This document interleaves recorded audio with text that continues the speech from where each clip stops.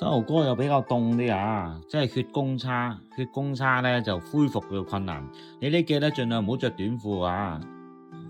第二啦，我摸一摸先，呢度有個血腫喎，呢度喎，點解呢度痛嘅你？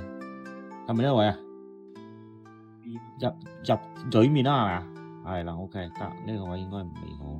好，呢隻腳有少少痛係咪？少少咯，即係上次整完好翻好多。好翻好多，今次又到呢度。係。好啊，得一次過搞掂佢啦。好，大家好，今日咧我要幫一個波友咧就醫佢嘅膝頭哥。嗱，天氣翻風落雨咧，濕氣重咧，膝頭哥好容易復發。咁如果加上啱啱整親嘅新傷舊患咧，兩邊會同時發作。咁如果你整親嘅膝頭哥咧，由於你用咗第二邊嘅力咧，令到嗰邊嘅膝頭哥咧會負壓加重咧，亦都有可能同時出現痛。咁樣我首先同你麻醉咗先。係啦，呢個叫麻醉針。